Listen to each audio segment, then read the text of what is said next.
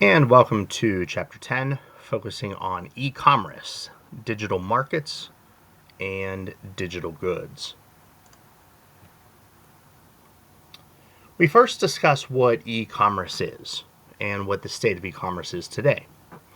So, in our text, the definition of e-commerce history mirrors that of other technology innovations. What other innovations is e-commerce similar to? You may not know about the early days of radio and TV. Perhaps, maybe you remember if your parents have any type of cassette music, VHS videotapes, CDs, more recent DVDs, which, though still with us, have markedly declined in sales or disappeared altogether. The book also discusses new trends in e-commerce.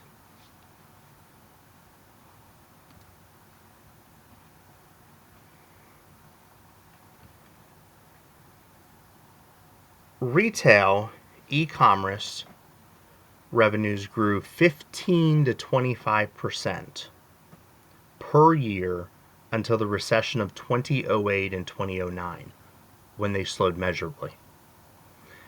In 2018, though, e-commerce revenues grew at an estimated 14% annually. This graphic illustrates the continuing growth of e-commerce.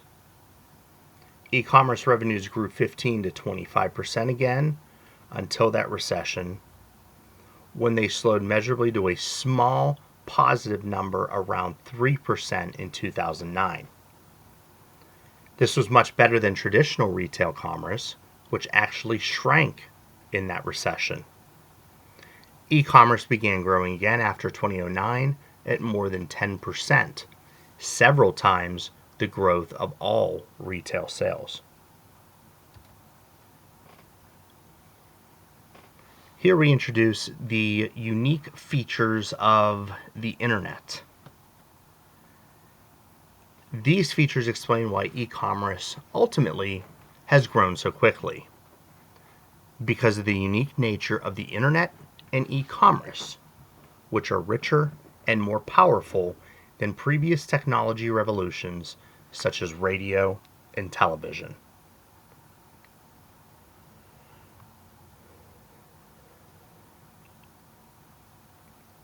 When we look at the examples, ubiquity, being able to surf the web on your mobile device while riding a bus or a train.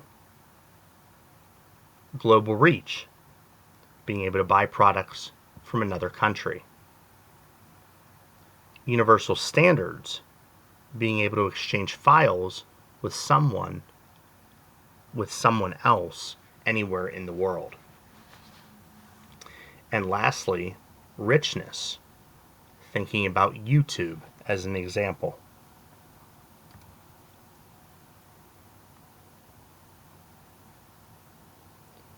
Again, additional examples for these effects. For example, interactivity. Using a chat window to interact with technical support at a merchant's website. Information density, being able to find hundreds of prices for the same product online from different merchants. Personalization, websites that adjust to your preferences, such as Amazon. And social technology, uploading videos to YouTube or Facebook and sharing with others.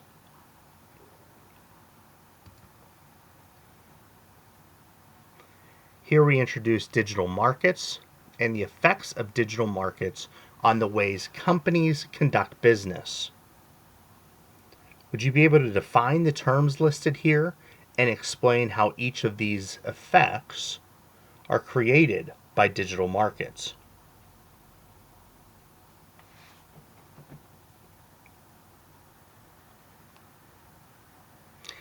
As an example, all of you would recognize that it takes time and money to go to a mall to find a shirt. This is search cost. The same shirt can be bought on the web today with minimal search costs.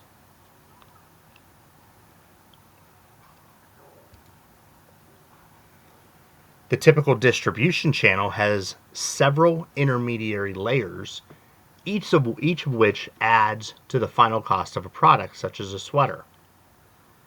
Removing layers lowers the final cost to the customer. So again, this graphic illustrates how disintermediation reduces prices to consumers. It also allows manufacturers to earn more profit for the product by eliminating the middleman. Are middlemen really necessary?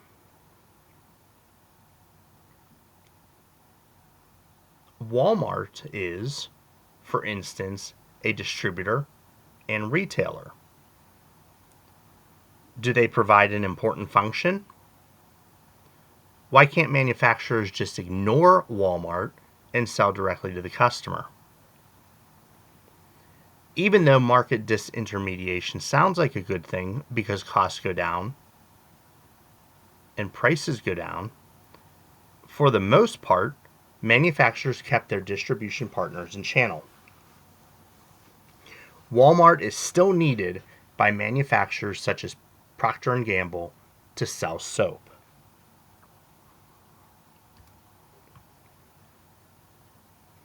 Here we look at digital goods and how these compare with traditional goods.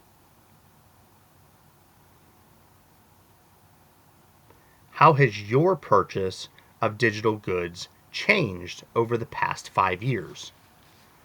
What benefits and drawbacks do they have? Music, for instance, used to be a physical product, a record or a CD, not a digital product or digital service.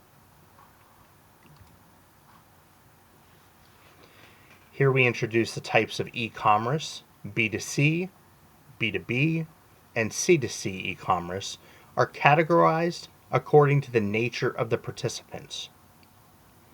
M-commerce is a category based on the nature of the connection to the internet.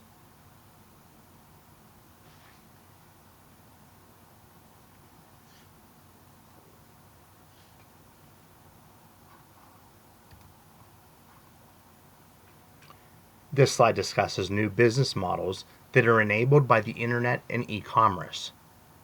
Although many of the new business models are pure play, some, especially in the retail industry, are clicks and mortar. Some of the new models take advantage of the internet's communication capabilities, such as the social networking sites.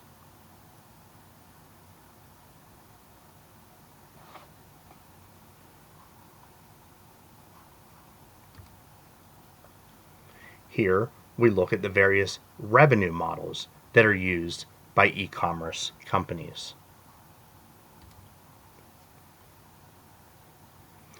Could you explain why marketers are interested in analyzing blog content, Twitter, and social media posts? Think about and evaluate your experience with advertising on social networks, via email, and other online formats. Do you find the ads mostly useful, somewhat, or not at all?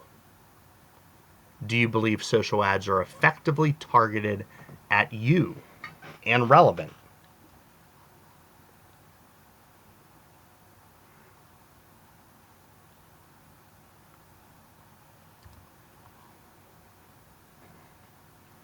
E-commerce websites and advertising platform like Google's DoubleClick, now Google Marketing Platform, have tools to track a shopper's every step through an online store and then across the web as shoppers move from site to site. Close examination of customer behavior at a website selling women's clothing shows what the store might learn at each step and what actions it might take to increase sales. The graphic illustrates how clickstream tracking works and what the store can tell about the activities of a shopper on the website. Extensive metrics exist for various types of user behavior, from the time spent on a web page to the number of products ordered and placed in a shopping cart but not purchased.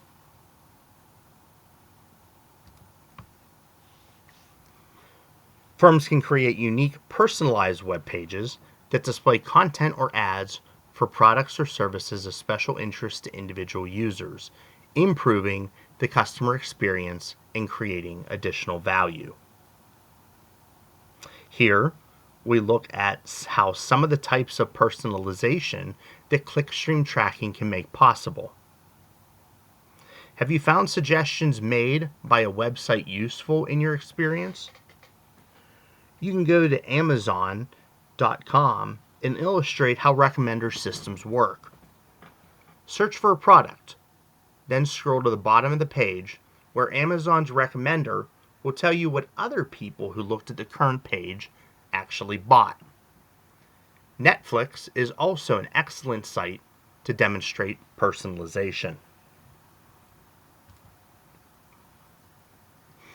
Advertising networks and their use of tracking programs have become controversial among privacy advocates because of their ability to track individual consumers across the net. What do you think, or do you think, about how advertising networks follow you around the internet? It's actually quite difficult for anyone to know when they are being tracked by a network, and even more difficult to find out how that information is being used. Think about Facebook. How many of you have a Facebook page or post to Pinterest? How many have purchased something while on the Facebook page?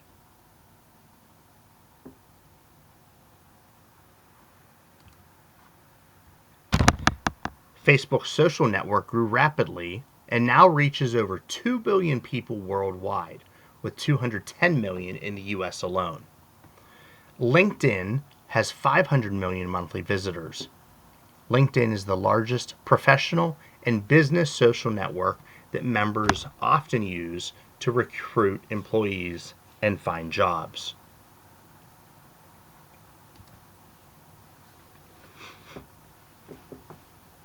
This slide looks at changes brought to B2B commerce by internet technologies. Note that the internet and web technology enable businesses to create new electronic storefronts for selling to other businesses with multimedia graphic displays and interactive features similar to those for B2C commerce. Alternatively, businesses can use internet technology to create extranets or electronic marketplaces for linking to other businesses for purchase and sale transactions.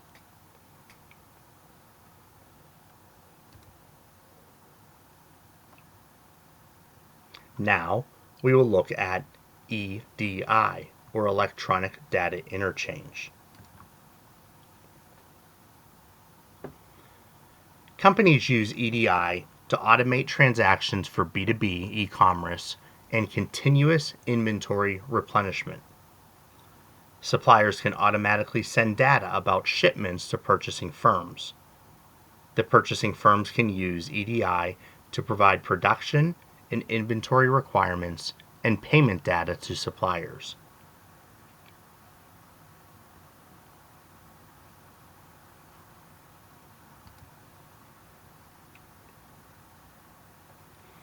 This slide continues the discussion of ways the internet and web technologies have changed B2B commerce.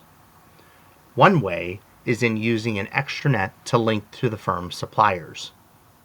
The text provides the example of VW Group Supply, which links the Volkswagen Group and its suppliers. VW Group Supply handles 90% of all global purchasing for Volkswagen, including all automotive and parts components.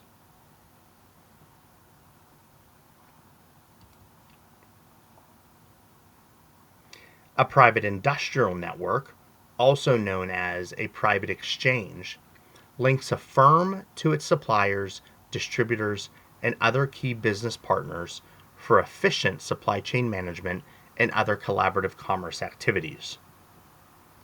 This graphic illustrates a private industrial network and how it can link to both suppliers and distributors. Private industrial networks are owned by the company that uses and creates them. They are private, and you need to be asked to join.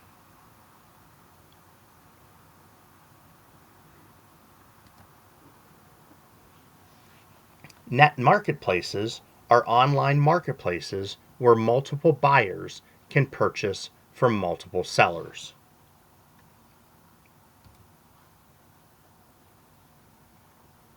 This slide introduces m-commerce, the use of wireless mobile devices for purchasing goods and services. What applications and services do you use with your cell phone? Have you ever purchased games or entertainment? And from what companies? Have you ever used OpenTable on a smartphone?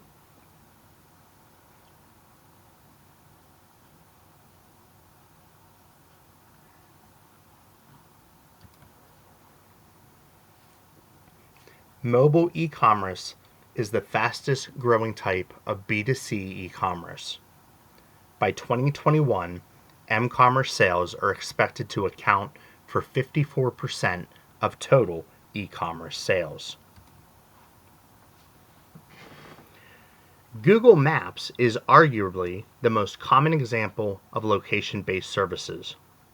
Foursquare is another good example.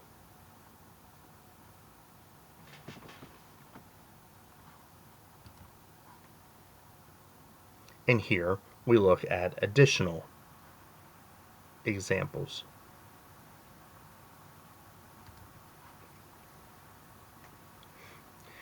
Building a website involves a number of considerations. If it is an e-commerce site, customer preferences should be the driving force behind the design. What are customers looking for? How can they find it on your site? And how easily can they purchase on your site? How will you choose the technology?